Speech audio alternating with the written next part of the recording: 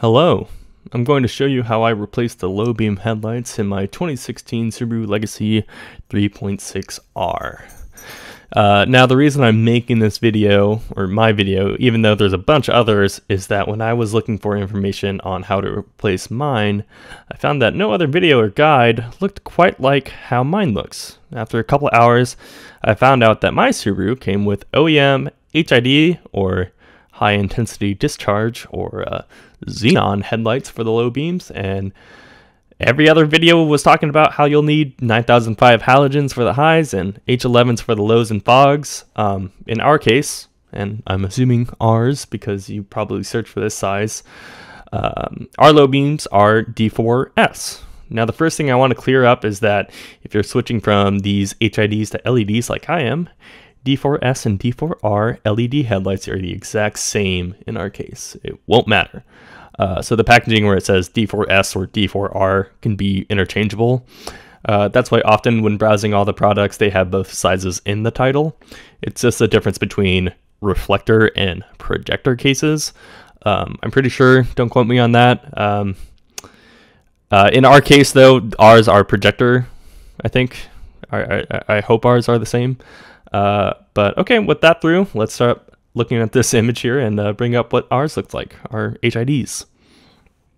So the first thing I noticed that was different from all the other videos and my car was that I had these bright orange stickers and a heatsink looking thing on the back. That's what gives it away that these are xenon bulbs and not halogens. What we're going to do to get this started is disconnect this first connector by pushing down on top of it and pulling it out. It might be a little hard to do if you don't have small fingers, so consider grabbing a flathead to help you. Once that's done, we're going to be twisting off this back cap thing, heatsink dust cover thing, I don't really know, and that'll open up the casing, and you'll see this solid silver colored thing. I'm pretty sure this is a ballast, or part of the ballast with the heatsink thing, which is converting the car's battery from 12 volts to 35 watts or something like that. Anyways, we'll just twist this and unscrew it from the back of the xenon bulb, and there it is, the bulb and the springs holding it in place. Okay, so this is a pain to get off. If one of the springs is too hard to push in and push towards the center and then pop out, try the other one. I found that one side was easier to pop out first and then the other side was easier. But once they're both unhinged, you can pull the bulb out. And there it is. There's our D4S Xenon HID bulb that apparently no other 2016 Subaru driver besides us has. Okay, so now we're going to look at the LED headlights we're going to be putting in. So in my case, and hopefully yours, the ballast is working. It's functional. My headlights were dim and I wanted brighter ones. They never actually went out.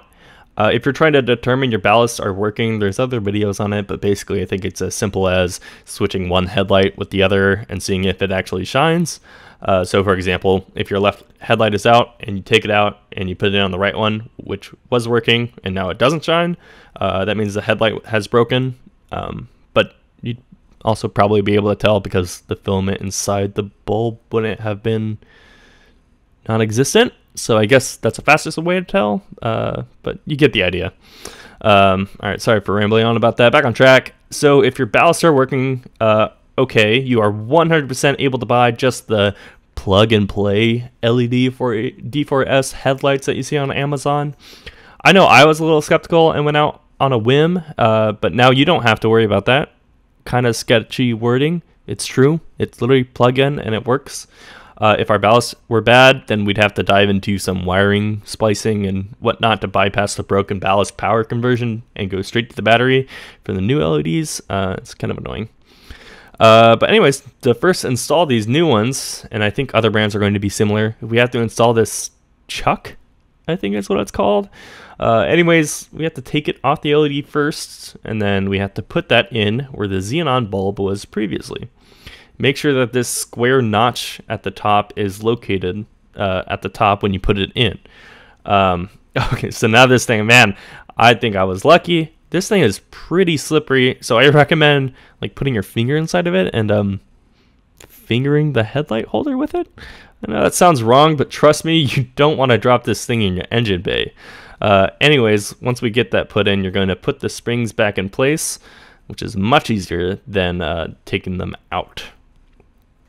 Alrighty, now that the housing chuck is inside, we're going to put the LED in.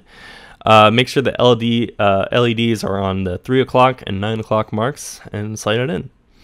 And so it's a pretty tight fit, and actually don't show it here at first, but you really got to push it in.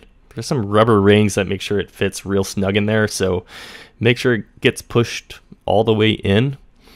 Now then, with the headlight in, you'll see that because this LED is going to be using more power and it's going to be hotter, it actually has a fan on the back. So now the plug doesn't go right into the headlight. There's this connector piece connected by a wire. This is actually going to plug into the big silver colored ballast thing that we took off earlier. So go ahead and just grab the... Fuck. Shit. God. Okay, so once we have the silver ballast thing in our firm grasp, we're going to go ahead and plug that connector into the silver thing and just push it in the only way it'll go in, and then rotate it till it clicks. You'll see me struggling here, and it's really not that hard. I was just overthinking this, or I'm ridiculously weak. Okay, and the final steps are literally just plugging it back in everything the way it was. But my problem seems to be that the fan of mine was a bit too big here, so I couldn't actually get the dust cover back on. And I just plugged in everything together and stuck it over here on the side of the engine bay for now. But my plan is to cut the housing a bit and make some room for the cores that can go out, and then zip tie the ballast and the LED connector somewhere else eventually.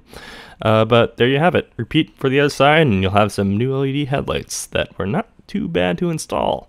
Let me know if you have any questions and I'll try to answer them, but honestly keep in mind, really only made this video to reassure you that you're not crazy. Your Subaru came with Xenon low beams, and replacing them with LEDs is a lot easier than it seems. Thank you for watching.